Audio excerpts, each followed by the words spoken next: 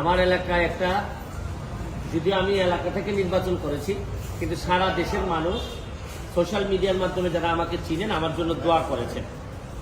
তা আমার ইচ্ছা ছিল যে এমপি হইলে যেসব জিনিসগুলো আসলে প্রকাশ পাইলে জাতির ভালো হয়, দেশের ভালো হয়, এগুলো আমি প্রকাশ করব। আমি এরই ধারাবাহিকতায় আমি যে কাজটা করেছি এটা হচ্ছে কি, এমপি হওয়ার পর জননেত্রী শেখ হাসিনার যে সরকার, এই সরকার আমাকে যা যা দিয়েছেন আমি এগুলা প্রকাশ করেছি। আমি আগে নিজে আমি কখনো জানতাম না যে এমপিরা কত সম্মানী পান। আমি মনে করি এটা লুকানোর কিছু নাই, এটা বললে স্বচ্ছতা হয়। এটা আমি আমার বেতনের কথা বলেছি, আমি কত টাকা বরাদ্দ পেয়েছি। বরাদ্দ মানে হচ্ছে গিয়ে ওনারা বলছেন যে নগদ টাকা, আসলে বরাদ্দ তো এইটা চিন্তায় আসে কিভাবে যে এমপি নগদ টাকা পাবে। নগদ টাকার তো কোনো বিষয়ই না, আমরা তো ট্রাস্টি মাত্র, আমরা মানুষের সম্পদের ট্রাস্টি, আমাদেরকে মাধ্যমে বন্টন করা হবে। আমরা এই সম্পদের কোনো মালিকও না। ব্যাংকের যেভাবে ব্যাংক কর্মকর্তা যেভাবে আমার টাকা জমা নেন আবার আমার টাকা ফেরত দেন, কিন্তু ওনার হাত দিয়েই যায়, কিন্তু এই টাকার মালিক তো উনি না, উনি হচ্ছেন গিয়ে ট্রাস্টি। একই রকম আমি এমপি হিসাবে আমি ট্রাস্টি মনে করি। আর স্বচ্ছতার বিষয়ে আমি বলছি যে এত এত টাকা পেয়েছি। কিন্তু এইটা বিরোধী দলের চিফ হুইপ এই আমাদের এই চুন্নু সাহেব, মুজিবুল হক চুন্নু সাহেব, উনি স্পিকারের কাছে, আমাদের মাননীয় স্পিকারের কাছে উনি বিচার দিলেন। তো যেহেতু পয়েন্ট অফ অর্ডারে উনি বলেছেন, আমি উত্তর দেওয়ার সুযোগ পাই নাই। আমার প্রশ্ন হচ্ছে কি, উনি বিরোধিতা করবেন সরকারি দলের, কিন্তু উনি বিরোধিতা শুরু করছেন স্বতন্ত্র প্রার্থীর। এবং কি বিষয়ে বিরোধিতা, উনি তো আরো খুশি হওয়ার কথা যে আমরা আমাদের হিসাব দেওয়া শুরু করছি। আমার জানেন কালকে আমার এত দুঃখ হয়েছে তারাই করিমগঞ্জের মানুষের জন্য, যাদের কাছ থেকে উনি এমপি হয়ে আসছেন, যে এই তারাই করিমগঞ্জের মানুষের কি কোনো অধিকার নাই যে এই চুন্নু সাহেব এমপি হিসাবে কত টাকা বরাদ্দ পান এটা জানার। মানে ওনার বক্তব্য ছিল যে কোনোভাবে যেন আমি ফেসবুকে না জানাই যে কে কত টাকা পায়। আরে আপনি জানেন যে এইবার মাননীয় প্রধানমন্ত্রী জননেত্রী শেখ হাসিনা আমাদের সবাইকে শাড়ি দিয়েছেন এলাকায় বন্টন করার জন্য। এই শাড়ি কি আমি প্রধানমন্ত্রীর উপহার কি আমি বলবো না? মানে আমি কি এটা লুকাই রাখবো? লুকাই রেখে কি আমার কি এটাকে আমি বিক্রি করে দিব? তা আমি বুঝলাম না স্বচ্ছতার মধ্যে প্রবলেমটা কোথায়। আমি যদি স্বচ্ছ হইতে চাই, আমি যদি যে বরাদ্দ পাই এটা যদি আমি বলে দিতে চাই, বলি জনগণকে, তো এইখানের মধ্যে এমপি হিসাবে আমি অপরাধটা কি করলাম? আর আরেকটা জিনিস হচ্ছে গিয়ে, আমি বারবারই বলছি এমপি কিন্তু আমার পেশা না। আমার পেশা হচ্ছে গিয়ে বিং এ ব্যারিস্টার। আমি এখানে প্র্যাকটিস করি সুপ্রিম কোর্টের আইনজীবী হিসাবে। আর আমি কথা দিছি যে আমি এমপি হিসাবে একটা টাকা হারাম খাবো না, আমার রক্তের মধ্যে হারাম যাবে না। সুতরাং রাষ্ট্রের টাকা, জননেত্রী শেখ হাসিনার সরকারের টাকা, এটা যে টাকা আসবে এটা আমি সবার সামনে তুলে ধরবো। এখন আমার কেন জানি মনে হইতেছে যে মুজিবুল হক চুন্নু সাহেবের হয়তো আমি বলে দেওয়াতে সমস্যা হচ্ছে, যে উনার মনে হয় রাজনীতি করাটাই পেশা। এটা থেকেই উনি সবকিছু নির্বাহ করেন কিনা আমার জানা নাই, কারণ উনার আলাদা কোনো পেশা থাকলে এটা নিয়ে উনি কোনো চিন্তা করতেন না।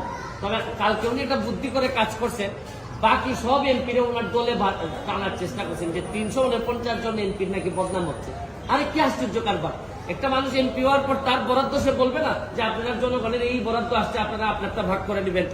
এটার বলার মধ্যে শুনেন, এই মুজিবুল হক চুন্নু সাহেব সম্ভবত এই প্রথম বঙ্গবন্ধুর একজন আদর্শের সৈনিকের মুখোমুখি হয়েছেন। এর আগে হয়তো উনি ওইভাবে মিট করেননি, কারণ উনি তো হচ্ছেন গিয়ে একজন স্বৈরা শাসক এরশাদের নেতা। স্বৈরা শাসক এরশাদ, যিনি সারা জীবন এরকম জোর জবরদস্তি আর টাকা বানানো ছাড়া তার নেতা কর্মীদের খুব বেশি কিছু শিখাই যান নাই। সবার না, অল্প কিছু নেতাদেরকে, যারা অনেক টাকার মালিক হয়েছেন এরশাদের আমলে। উনি তো এরশাদের স্বৈর শাসক এরশাদের একজন নেতা হয়ে উনি বঙ্গবন্ধুর আদর্শের সৈনিকের, প্রকৃত আদর্শের সৈনিকের মুখোমুখি এই প্রথম সংসদে হয়েছেন মনে হয়। এর আগে হয়তো তীব্রভাবে কারো মুখোমুখি হন নাই। এই জন্য উনার একটা গাত্রদাহ। আর এত গাত্রদাহ কিসে? আরে ভাই আমার টাকা এটা। আর আরেকটা বিষয়, আমি যে আমার এলাকায় বলছি যে আমি 29 কোটি টাকা পাইছি বরাদ্দ, আমি কি কোনো কথা মিথ্যা বলছি? মিথ্যা বললে উনি আমার বিরুদ্ধে ব্যবস্থা নেই। আমি বলতে পারবো না, মানে আমি বরাদ্দ পাইছি এটা আমি বলতে পারবো না আমার এলাকায়, মানে কি আমি কি চুরি করতে চাই? মানে বিষয়টা যদি হইতো যে আমি এই টাকা পাই নাই, আমার 25 কোটি টাকা দেওয়া হয়েছে রাস্তা বানানোর জন্য, এটা আমার বরাদ্দ, আমি বলে দিব কোথায় কোথায় রাস্তা হবে। আমাকে দেওয়া হয়েছে মসজিদ মন্দিরের টাকা দেওয়ার জন্য 2 কোটি, এটা আমার বরাদ্দ, আমার নামে আসবে, আমি এগুলা দিয়ে দিব কোথায় কোথায় বরাদ্দ। টিআর কাবিকে আসছে আমার নামে, আমি দিব, কোথায় কোথায় বরাদ্দ দিয়ে দিব। আমার শুধু নিশ্চিত করতে হবে এই টাকাটা যেন আমি এবং আমার পরিবার খেয়ে না ফেলে, বা আমার লোকজন যেন খেয়ে না ফেলে। এইটার মধ্যে লুকালুকের কিছু আছে বলে আমার মনে হয় না। আচ্ছা, আপনি কি এখন তাহলে এই যে সমস্ত ফেসবুকে দিতেন বরাদ্দের বিষয়গুলো, এগুলো তাহলে দিতেই থাকবেন? এটাই আপনি কি? এটা ওই আপনার সুন্নু সাহেব, আমি আপনার একটা কথা বলি, এর চেয়ে বড় বড় সাহেবদের সাথে আমার দেখা হয়েছে, তাও আমার চরিত্র বদলায় না। আমি আমার যে কাজ বিশ্বাস করে করি, স্বচ্ছতার সাথে করার চেষ্টা করি। যতদিন করবো ততদিন এমপি থাকবো। এটাকে আমার বাপের পোস্ট নাকি যে সারা জীবন থাকা লাগবে এখানে? আমার যদি যোগ্যতা না থাকে, আমার চেয়ে ভালো লোক যদি আসে এমপি হবে। কিন্তু আমি যতদিন আছি ততদিন যেটা সাধারণ মানুষের, আমি চুন্নু সাহেবের কথায় আমি এমপি হইনি।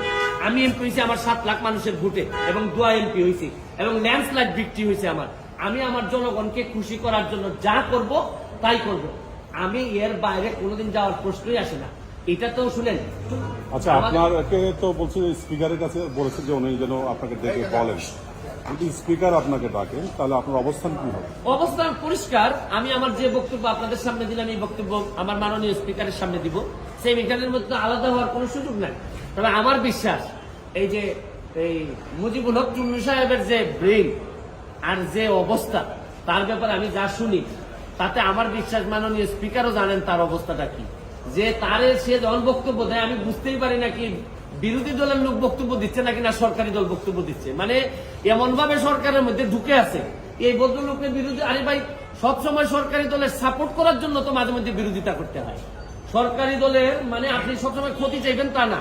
সরকারি দলের বাপও তো মাঝে মধ্যে ছেলের সমালোচনা করে, ছেলে বাবার সমালোচনা করে। আমার তো মনে হয় যে এই চুন্নু সাহেবরা এমন ভাবে ভিতরে ঢুকছেন, এরা তাদের সব ক্ষমতা সম্পর্কে কিছু জানেও না, বুঝেও না। কেন যে বিরোধী দল হয়েছে আল্লাহ মাহবুদ জানে। আর এরা 11 জন, আর আমরা স্বতন্ত্র আছি 62 জন। আমরা তো হিসাবে তো আমরাই বিরোধী দল হওয়ার কথা, কিন্তু এখন কারণে আমরা যেহেতু ওনারা একটা দল হিসাবে আসছেন, তা আমরা ওনারা মেনে নিছি। কিন্তু উনি তো সরকারি দলের বিরোধিতা না করে মাশাআল্লাহ এখন শুরু করছেন যে স্বতন্ত্র ক্যান্ডিডেট কেন টাকার ঘোষণা দিয়ে দেয়, এই কারণে উনি বিরোধিতা শুরু করছেন।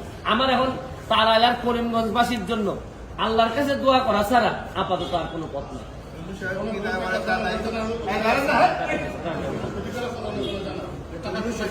আসতে আপনি সাংবাদিক নাকি?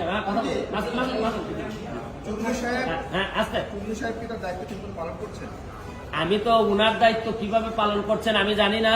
আপনাদেরকে একটা নমুনা দিলাম। উনার দায়িত্ব ছিল হচ্ছে বিরোধী দল হবে, সরকারের সমালোচনা করবে, সরকার যেন সঠিকভাবে চলতে পারে, দেশে যেন দুর্নীতি মুক্ত হয়, এইগুলার জন্য উনি প্রতিবাদ করবে। এটাই বিরোধী দলের দায়িত্ব বলে জানি। বিরোধী দলের দায়িত্ব যে স্বতন্ত্র, যে একটু ভালো কাজ করতে চায়, সৎ হইতে চায়, তারে যে চাপটি মারিয়া ধরে সংসদ থেকে বের করে দেওয়ার প্ল্যান করছেন, এইটা তো আমার জানা ছিল না। আমার মনে হয় না এটা কোনো পৃথিবীর কোনো জায়গায় বিরোধী দলের দায়িত্ব এটা হইতে পারে। আমার এটা জানা। Thank you. Thank you.